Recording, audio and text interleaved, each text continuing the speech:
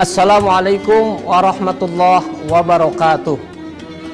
Alhamdulillahirabbil alamin wa bihi nasta'in ala umuri dunya waddin. Wassalatu wassalamu ala asyrafil anbiya'i wal mursalin sayyidina wa habibina wa syafi'ina wa maulana Muhammadin wa ala alihi wa sahbihi ajma'in, amma ba'du. Para pemirsa yang dirahmati Allah Subhanahu wa taala, setiap kita pasti ingin sukses dalam hidupnya, baik itu kehidupan di dunia maupun hingga akhirat nanti. Namun apa barometer kesuksesan seorang hamba?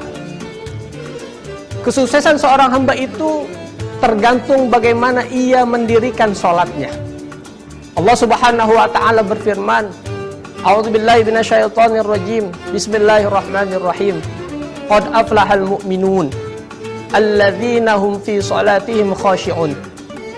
Sungguh beruntunglah orang-orang beriman, yaitu mereka yang khusyuk dalam mengerjakan salatnya. Tentu dari ayat ini kita mengetahui, jika kita menginginkan kesuksesan dalam hidup kita, kebahagiaan dalam hidup kita, maka perhatikan salat kita.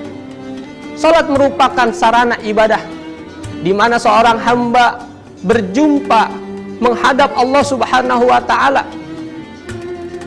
Maka ada satu ungkapan yang cukup menarik. Jika kita ingin Allah berdialog dengan kita, maka bacalah Al-Quran. Tetapi jika kita menginginkan kitanya yang berdialog dengan Allah, menyampaikan segala hajat-hajat kita kepada Allah, maka dirikanlah sholat. Jadi sholat yang kita kerjakan adalah media untuk kita berjumpa kepada Allah, menyampaikan keluh kesah kehidupan kita kepada Allah, menyampaikan segala hajat-hajat hidup kita kepada Allah Subhanahu wa ta'ala, karena hanya Allah lah tempat kita memohon dan meminta pertolongannya. Ironisnya, banyak seorang manusia, seorang hamba yang salah dalam meminta memohon kepada Allah. Banyak orang yang hanya meminta kepada Allah tetapi tidak menunaikan kewajiban-kewajiban kepada Allah Subhanahu wa ta'ala. Padahal dalam surah Al-Fatihah jelas-jelas ayatnya berbunyi iyyaka na'budu wa iyyaka nasta'in. Menjelaskan kepada kita, hanya kepada Allah lah, hanya kepadamu ya Allah kami beribadah, dan hanya kepadamu lah ya Allah kami meminta pertolongan. Jadi sebelum kita meminta pertolongan kepada Allah, meminta bantuan Allah, maka perbaiki ibadah kita. Dalam hal ini adalah sholat. Para pemirsa yang dirahmati Allah Subhanahu wa ta'ala,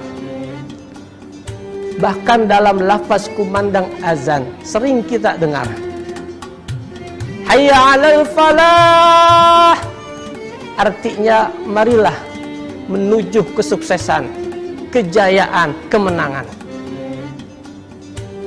Tentu kita harus sama-sama memahami, sebelum kita meraih kemenangan tersebut, mendapatkan kesuksesan, ada lafaz sebelum hayya 'alal falah yang berbunyi hayya 'alas shalah. Artinya apa? Kalau pengen meraih kesuksesan, keberhasilan, kemenangan, maka awali terlebih dahulu dengan kita mendirikan sholat dengan cara-cara yang benar. Rasulullah Shallallahu Alaihi Wasallam bersabda, "Shollu kama ra'aitumuni usolli." Sholatlah kamu sebagaimana aku sholat. Jadi dalam kita mengerjakan sholat nggak boleh ngasal. Ada tuntunannya, ada syarat-syaratnya, ada rukun-rukun yang mesti kita penuhi. Jika itu semua telah kita penuhi, ditambah lagi dengan khusyuk kita dalam mengerjakannya, insya Allah sholat yang kita kerjakan akan membawa kebahagiaan bagi kita, akan menghadirkan kesuksesan dalam kehidupan kita. Kalau itu semua telah kita tunaikan, maka niscaya kepribadian kita, akhlak kita akan terpelihara. Allah Subhanahu wa ta'ala berfirman, innas sholata tanha 'anil fasya'i wal munkar. Sesungguhnya sholat itu bisa mencegah pelakunya daripada perbuatan keji dan munkar.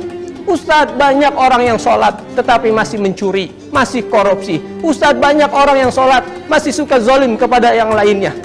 Ustadz, masih banyak orang yang sholat tapi masih menyakiti, bahkan membunuh saudaranya. Hadirin pemirsa yang dimanapun Anda berada, kalau memang itu yang terjadi, maka bukan ayatnya yang salah, bukan firman Allah yang salah, tetapi hakikatnya orang tersebut yang salah.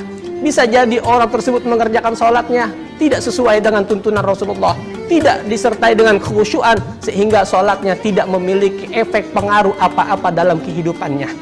Rasulullah SAW bersabda, "Man lam tanhahu sholatuhu anil fahsya'i wal munkar, lam yazad minallahi illa bu'dan." Orang yang tidak tercegah dirinya daripada perbuatan keji dan munkar, maka Allah akan semakin jauh dari dirinya. Maka dari sini kita memohon kepada Allah agar Allah berikan kita nikmat, taufik dan hidayah, beserta rasa kekhusyuan dalam sholat kita, dan Allah jadikan kita termasuk orang-orang yang mendirikan sholat. Ingat, sholat itu penting, bukan yang penting sholat. Wallahu a'lam bishawab. Yang benar tentunya datang dari Allah Subhanahu wa taala, segala kekurangan datang dari pribadi al-fakir. Wallahu muwaffiq ila aqwamit thariq. Wassalamualaikum warahmatullahi wabarakatuh.